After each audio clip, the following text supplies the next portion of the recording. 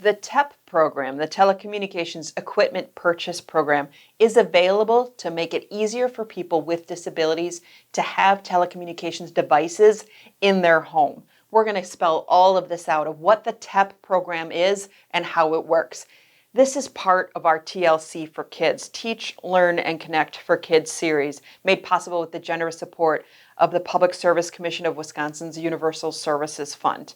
With the understanding that access to phone and telecommunication services is so important for families, especially families with children in the home, and especially if there are special health care needs in that home, making sure families have access to doctors, schools, nurses, emergency, and other service providers, it seems almost a no-brainer to say we should make it easier for these families to connect to those services, and having accessible devices in the home to use telecommunications just makes that so much easier for families. That's why that's part of our mission with the TLC for Kids project.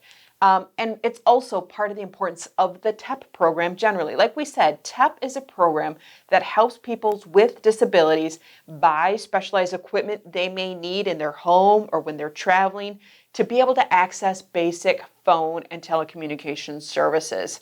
This is a service provided by the Universal Services Fund, established by the Public Service Commission in Wisconsin. And it comes from money collected from Wisconsin telephone service providers that goes to the Universal Services Fund. It then is distributed in the way of vouchers to individuals to buy equipment. And this could be an amplified telephone. It could be a braille or large visual display. We have a listing of a couple examples of equipment that is part of the TEPP program that makes it easier for people to communicate. Now, how much does TEPP help? Well, it really depends, and you can see why. It might depend on the type of equipment that's needed. And the way that this is parsed out is based on the type of disability an individual has. If you, on your application form, are filling out a form to apply for TEPP, for the Telecommunications Equipment Purchase Program, you're going to identify which condition is impacting your telephone use. The general rule is that you pay the first $100 of that piece of equipment, and the TEPP program sends you a voucher for the remainder of that cost. So the voucher amount is going to vary based on what piece of equipment is being purchased. And we give a couple examples down below, but we will also in the description below this video give you a more comprehensive list of what some of that equipment is and what the standard cost is. Now, for someone that may be hard of hearing, the cost would be about $100 to have a device that could be added to your phone to make it amplified. If you have a speech impairment and you need a device that's going to help with communications, the amount of the voucher could be up to $1,600. If you found a device that you liked better than what the standard is, you would pay the difference after the voucher, but the voucher still would help make that more affordable.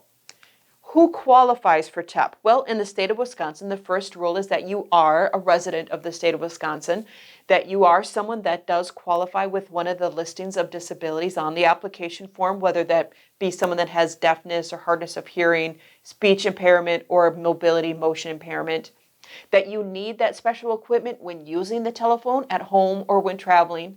But here's the thing, there is no age limit on the TEPP program, there is no income limit. So for individuals that might have teenagers in the home that have special health care needs and they're using the phone or telecommunications programs for communicating quite frequently, the voucher would look at the eligibility of that child in that household. Now, there is only one voucher for that individual every 3 years for the same type of disability that individual may have. So you get your one voucher for that piece of equipment. There is then a 36-month wait before you could reapply for that same type of equipment and maybe modernize or upgrade what you are using. Let's say you're not able to pay that first $100 before the voucher kicks in. In such an instance, there is the TAP program, similar acronym, but this stands for the Telecommunications Assistance Program. That helps pay that first $100. On the application for TAP, you would be answering some income questions when determining eligibility. It wants to make sure that you are of the threshold deemed necessary to have some additional financial assistance.